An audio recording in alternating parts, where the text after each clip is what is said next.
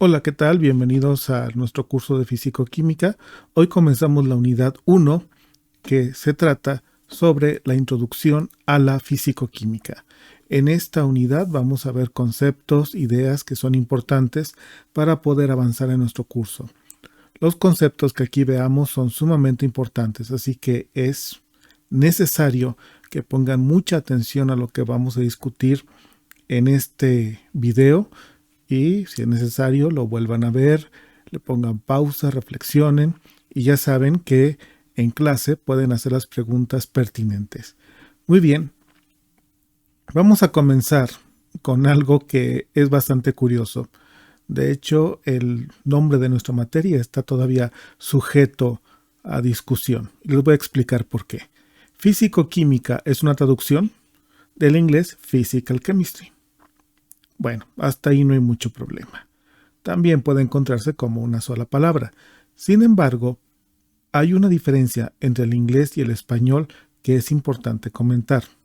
En inglés, los sustantivos compuestos, compound nouns, están formados por dos o más palabras y la idea principal está dada por el segundo sustantivo. ¿Qué significa esto? Que si nosotros pensamos en physical chemistry, la idea principal no está en la física, está en la química. En español es al revés. Si escuchamos físico-química, la idea principal está en física. Así que nosotros podríamos pensar que un curso de físico-química pues es un curso de física con algo de química, cuando la realidad es que es al revés. Por ejemplo, para que quede esto más claro, la expresión flower garden. La idea principal está en garden, que es jardín. Por lo tanto, flower garden es jardín de flores. Si nosotros tenemos garden flower, la idea principal está en la flor. Por lo tanto, aquí tenemos que significa flor de jardín. Son cosas distintas. Muy bien, por esta situación, muchos autores consideran que el nombre correcto en nuestra materia debe ser química física. Pero, como yo siempre he comentado, como dice la canción, la costumbre es más fuerte que el amor y por lo tanto nosotros seguimos llamando físico-química a este curso, así como en ciencia es bastante común que los nombres no sean del todo correctos, pero sigamos usando, como por ejemplo carbohidrato o química orgánica. Más adelante hablaremos de esos aspectos. Muy bien, como la química y la física son las partes importantes de nuestro curso, es muy importante que nosotros tengamos en mente realmente la diferencia entre física y química, es decir, qué significa la física, qué estudia la química y nos debe quedar bastante claro para de esta manera nosotros poder abordar nuestro curso como debe ser. La física es la ciencia que estudia la materia, la energía y sus interacciones entre sí. Observen por favor que está resaltado en rojo. Así que la física estudia la materia y la energía. Hasta aquí muy bien. Pero hay un aspecto muy importante en relación con los fenómenos en los que la materia no cambia su composición. Si estamos, por ejemplo, hablando de cambio de fase en el agua, por ejemplo, de hielo, agua líquida a vapor, en todos esos casos estamos hablando de agua. ¿Sí? No se convierte en otra sustancia. Ya se están imaginando que eso de que se convierta a otra sustancia tiene que ver con la química. La química también estudia la materia, ¿sí? Estudia la estructura de la materia, sus propiedades, pero aquí hay algo muy importante: los cambios de composición que sufre y los cambios de energía que acompañan a estos cambios de composición. Entonces, si bien tanto la física como la química estudian la materia, estudian la energía, hay una diferencia muy importante, y es que en la física no vamos a tener nosotros cambios de composición y en la química sí. Así que esto de los cambios de la composición de la materia es lo que distingue a la física de la química. Muy bien, hemos estado entonces hablando mucho de materia. ¿Qué es la materia? Es algo o una definición que nosotros conocemos desde la primaria. Es el soporte físico al universo. Es cualquier cosa que tiene masa y ocupa espacio. Y de hecho, sabemos que la materia está en diferentes estados. A esto le vamos a llamar estados de agregación. Por ejemplo, podemos tener sólidos, líquidos o gases. Cada sustancia tiene un conjunto único de propiedades, características que permiten reconocerla y distinguirla de otras. Pensemos en el vaso que está en medio. Podemos pensar que tiene agua. ¿Por qué? Bueno, porque es líquido a condiciones ambiente. Normalmente ponemos agua en los vasos de vidrio y también porque es incolora, es transparente. Perfecto, hasta aquí muy bien. Sin embargo, ese vaso pudiera también tener alcohol y se vería igual. ¿Cómo sabríamos distinguir agua de alcohol? Bueno, el alcohol tiene un olor particular y también un sabor. Entonces, como dijimos hace un momento, cada sustancia tiene un conjunto único de propiedades, es decir, características que permiten reconocer a esa sustancia y distinguirla de otras. Hablé de ciertas propiedades como por ejemplo el sabor y el olor, pero podríamos ir a composición química, a punto de ebullición, etcétera, para también poder diferenciar nosotros entre agua y alcohol. Ahora, es muy importante que nosotros consideremos que cuando utilizamos palabras, estas palabras debemos usarlas con propiedad, es decir, debemos saber realmente qué significan. No tener una idea vaga de qué son, sino saber realmente qué significan. Estoy utilizando, por ejemplo, aquí la palabra sustancia. ¿Qué es una sustancia? Bueno, vamos a ver un esquema que nos va a ayudar a entender esto. La materia podemos dividirla en dos partes. Sustancias, que es propiamente lo que nos interesa, pero las sustancias tienen una característica. Las sustancias son homogéneas y además tienen una composición química definida. ¿De acuerdo? Entonces vamos pensando, el agua es una sustancia, es homogénea y tiene una composición química definida, H2O. Hasta aquí muy bien. Las sustancias se dividen en dos. Los elementos, cuya parte más pequeña son los átomos. Los elementos son los que encontramos en la tabla periódica. Entonces, la porción más pequeña, por ejemplo, de oro, que sigue siendo oro, es un átomo. El oro puro, es homogéneo y tiene una composición química definida. Muy bien. También dentro de las sustancias tenemos los compuestos. En los compuestos resulta que la porción más pequeña de materia son las moléculas.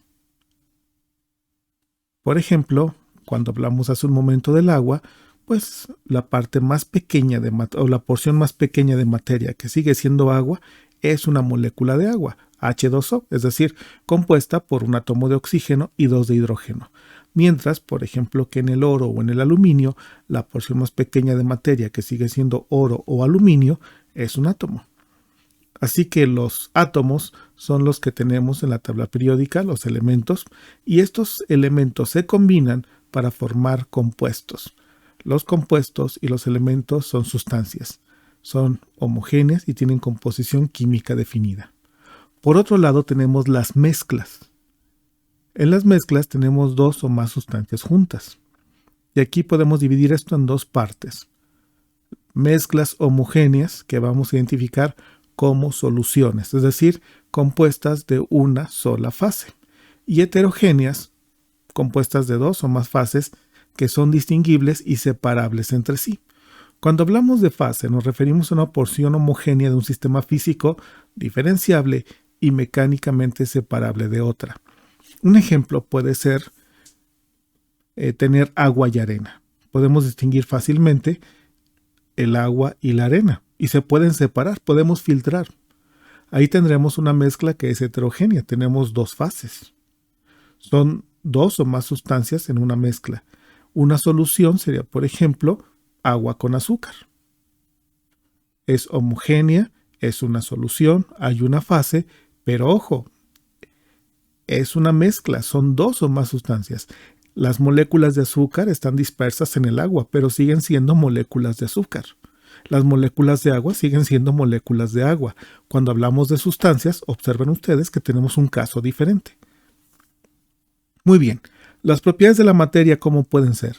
Pueden ser propiedades físicas, es decir, que no impliquen cambios en la identidad ni la composición de la sustancia, algo de lo que ya hemos estado hablando. Por ejemplo, aquí tenemos un vaso con agua y con hielo. El hielo se va a derretir, ¿sí? Hay una temperatura a la cual comienza a suceder eso. Tenemos un cambio de fase de sólido a líquido, y lo que sucede aquí es que la temperatura a la cual ocurre esto es una característica del agua, es una propiedad física, ¿sí? Y tendremos obviamente cambios físicos. También tenemos propiedades químicas que describen la forma en que una sustancia puede cambiar o reaccionar para formar otras. Por ejemplo, la combustión del metano. Aquí tenemos la reacción del metano con oxígeno para dar CO2 y agua. Obviamente, esta reacción, ¿sí?, y las cantidades implicadas de oxígeno y lo que se genera, ¿sí?, son propiedades químicas. Y obviamente la combustión es un cambio químico.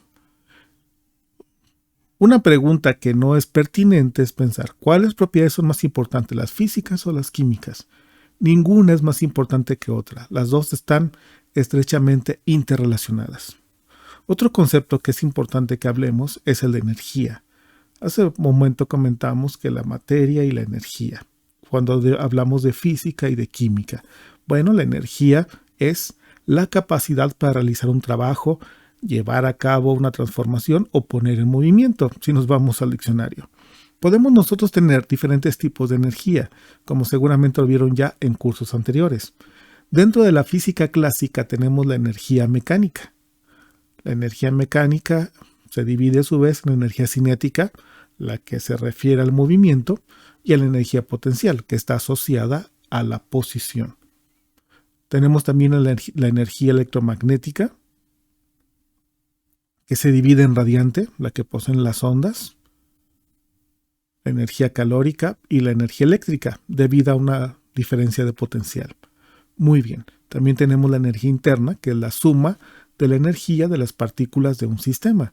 De esto hablaremos en termodinámica. Y por último, la energía química, que se corresponde a la energía de ionización y energía de enlace, cosas de las que también hablaremos después. Entonces, estamos dando un panorama sobre la materia, sobre la energía y conceptos o términos que vamos a utilizar más adelante, y que es importante que nosotros sepamos bien su definición y sobre todo a qué se refiere. Aquí ya no nos vamos a conformar con tengo la idea de algo, me late que va por aquí, creo que es esto. Debemos saber con certeza de qué estamos hablando. Muy bien, entonces, si nos vamos a lo que es nuestro curso, nuestra materia, la idea principal está en la química. Bueno, pues, ¿cómo se divide la química? Bueno, la química podemos dividirla en varias partes. Está la química inorgánica, que se refiere a sustancias que no tienen carbono combinado con hidrógeno. Ojo, podemos tener compuestos que sean inorgánicos que tengan carbono. No caigamos en el error de pensar que todos los compuestos con carbono son orgánicos. Un ejemplo clásico de esto es el dióxido de carbono, el CO2. Tiene carbono, pero no es un compuesto orgánico, es inorgánico. Entonces, ¿qué es lo que va a diferenciar esto de la química orgánica? Bueno, la química orgánica son los compuestos de carbono e hidrógeno. Aunque déjenles comento que esto no es tan tajante. Podemos también tener dentro de los compuestos orgánicos oxígeno, como por ejemplo los carbohidratos, que verán en su curso de bioquímica. Muy bien, también tenemos la química analítica, que es la identificación de sustancias presentes en una muestra. Cuando solamente nos interesa identificar sustancias, eso se llama química analítica cualitativa. Pero cuando además de esto queremos saber en qué cantidades están presentes, esto se llama química analítica cuantitativa. Tenemos después la bioquímica. La bioquímica es el estudio de la química de los procesos en los organismos vivos. Obviamente, para ustedes será una materia muy importante. Y por último tenemos la fisicoquímica, que es nuestra área de estudio. La fisicoquímica aplica las teorías matemáticas y métodos de la física a las propiedades de la materia y al estudio de procesos químicos y los cambios de energía que los acompañan. Así que podemos pensar en la fisicoquímica como una mezcla de química, de física y de matemáticas. Así que es muy importante para este curso que hayan llevado bien sus materias el semestre pasado de química, de física y de biomatemáticas, porque continuamente vamos a estar haciendo referencia a eso que vieron antes. Vamos ahora sí que a juntar esas tres materias y vamos a estudiar más a fondo, ¿sí?, las interacciones, las reacciones y los procesos que ocurren en los seres vivos. La fisicoquímica es muy importante para la biología. ¿Por qué? Porque los seres vivos conservamos precisamente esa condición de vivos gracias a las reacciones químicas que ocurren en nuestro interior. El simple hecho de comer, de digerir la comida, de obtener energía de los alimentos, implican procesos complicados. Es cierto, la bioquímica estudia ese tipo de reacciones, ese tipo de interrelaciones, pero la fisicoquímica también tiene muchísimo que ver. Van a notar ustedes, sobre todo al final del curso, cómo la materia de fisicoquímica y de bioquímica coinciden en varios aspectos. Muy bien. ¿Cuáles son algunas de las aplicaciones de la fisicoquímica a la biología y la medicina? Bueno, técnicas para el estudio de los sistemas biológicos, como por ejemplo los métodos analíticos que comprenden difracción de rayos X, resonancia magnética nuclear, imágenes de resonancia magnética, electroforesis, espectroscopía de masas, espectroscopía de infrarrojo. La conformación de macromoléculas. Y vamos a ver un pequeño ejemplo. Aquí tenemos una representación de la molécula de ADN. Podemos girarla, esta es una representación en computadora, podemos acercarnos y lo que quiero que noten ustedes aquí es lo siguiente. A ver, vamos donde no se vea tanto, aquí. Vean por favor, estoy señalando con el cursor, vean por favor estas barras, esto me representa enlaces covalentes. Como lo vieron el semestre pasado, enlaces covalentes. Esta bola gris me representa carbono, esta gris más claro me representa hidrógeno, esta roja me representa oxígeno. Quiero que alcancen a percibir, voy a acercarme un poco más, que tenemos, por ejemplo, vamos a ver, aquí en esta parte, con tantas moléculas, con tantos átomos, grupos de átomos, uno se pierde. Bien, vean por favor que tenemos aquí una línea punteada. Esta línea punteada ocurre entre un oxígeno y un hidrógeno. Es una atracción electrostática. Es lo que conocemos como puentes de hidrógeno. No es un enlace propiamente, sino que son fuerzas de atracción, pero son más débiles que los enlaces covalentes. Pero el que sean más débiles no significa que no sean importantes, porque están en una gran cantidad y esto ayuda a que la molécula de ADN pueda conservar su forma de doble hélice y pueda tener esta conformación. Entonces, aquí esto lo podemos explicar con fenómenos físicos y con fenómenos químicos. ¿De acuerdo? Entonces, vean cómo se combinan los aspectos físicos y los aspectos químicos para tener una mejor comprensión del mundo natural. Muy bien. También tenemos el diseño de medicamentos, que es una aplicación de la fisicoquímica a la biología y la medicina, y la conversión de energía biológica, como por ejemplo la fotosíntesis. Este es un muy buen ejemplo de conversión de energía biológica que involucra también fenómenos físicos y fenómenos químicos. Es decir, cuando van juntos, interrelacionados, hablamos de procesos o fenómenos físico-químicos. Es el área de interés de nuestro curso. Muy bien, hasta aquí esta sección. Muchas gracias.